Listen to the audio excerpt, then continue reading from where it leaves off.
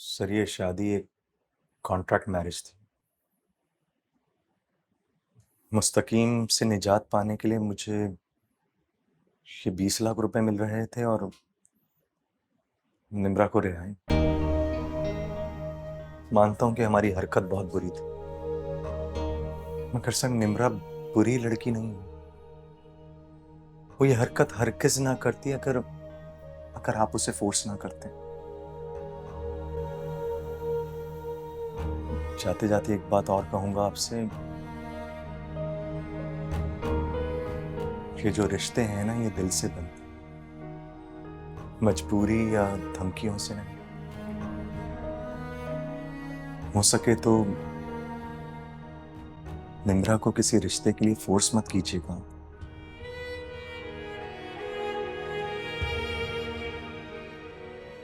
I am sorry.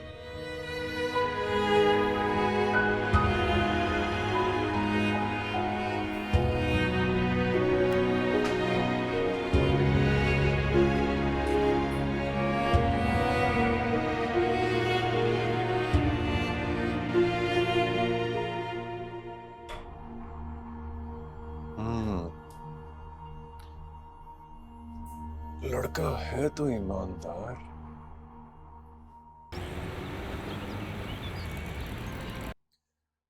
Contract marriage. मैं तुम्हारे बारे में जैसा भी सोचता हूं, तुम हमेशा उससे एक हाथ आगे ही निकल जाती हो।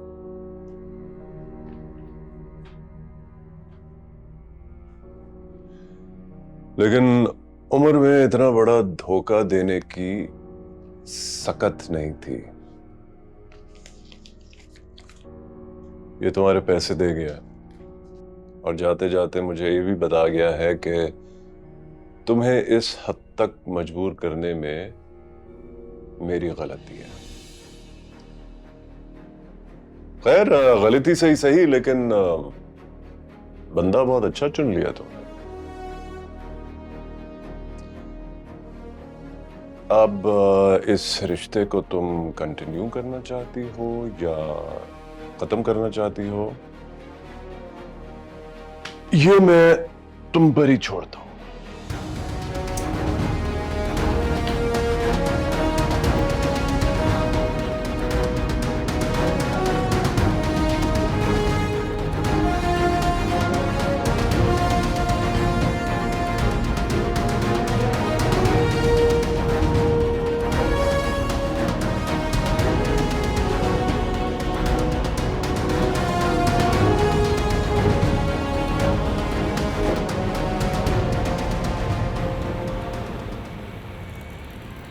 क्यों बेटा, क्यों नहीं आएगी वो?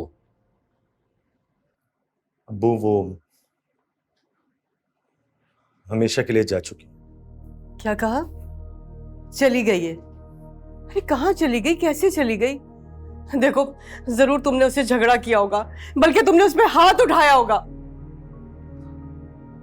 तुम दोनों तो बहुत खुश लगते थे एक दूसरे के साथ। एक्टिंग थी सब। हमारी ये शादी एक कॉन्ट्रैक्ट मैरिज थी।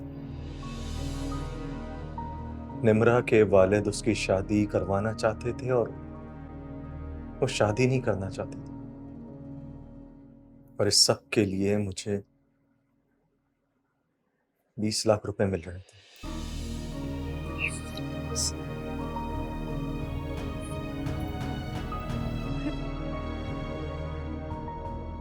बेगम, या तो ये दोनों बहुत अच्छे एक्टर हैं या फिर दोनों एक्सेप्ट नहीं कर रहे कि एक दूसरे को बहुत चाहते हैं। रिलैक्स हो जाओ, कुछ नहीं होगा। रिलैक्स।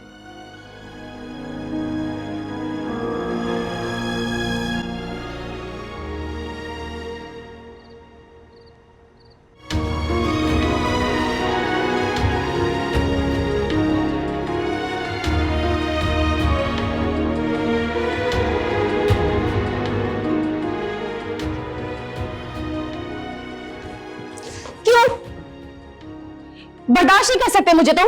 क्यों किया मेरे साथ ऐसा?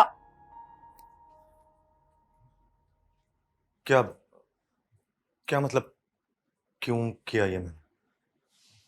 वैसे भी कॉन्ट्रैक्ट मैरिज थी ना हमारी, मैं कॉन्ट्रैक्ट पे पूरा नहीं उतरा तो बस। और हाँ, वो पैसे दे चुका हूं तुम्हारे डैड को। 4 दिन बाद जा रही थी ना, 1 हफ्ते में ही तुम्हारा दिल भर गया। बर्दाश्त नहीं हो सकी मैं तुमसे। क्योंकि मेरे माँ बाप तुमसे बहुत अटैच हो गए थे। मैं भी अटैच्ड हूं उनसे। तुम्हें झूठी लगती है मेरी फीलिंग्स? पगली, मैं चाहने लगा था तुम्हें, नहीं रह सकता हूं तुम्हारे बगैर। और मुझे भी।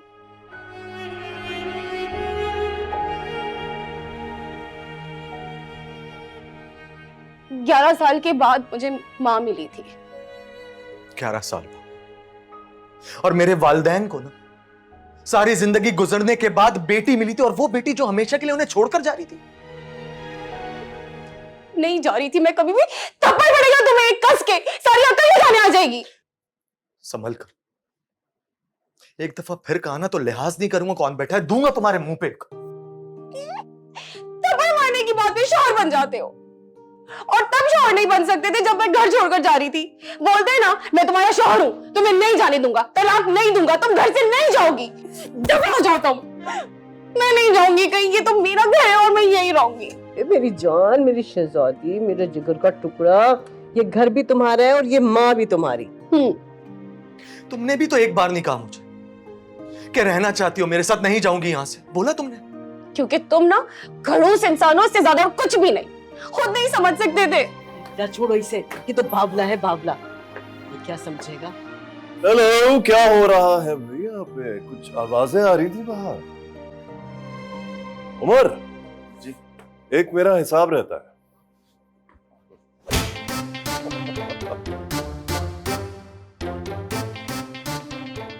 याद है मैंने तुम्हें कहा था कि मुझे सर मत बोलना?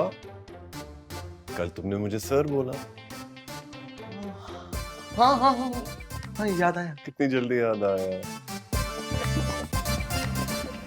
अच्छा, एक रिक्वेस्ट है यार उमर, अपनी हनीमून ट्रिप में एक और आदमी की जगह बना सकते हो? 1 more ticket। मजाक कर रहा है यार।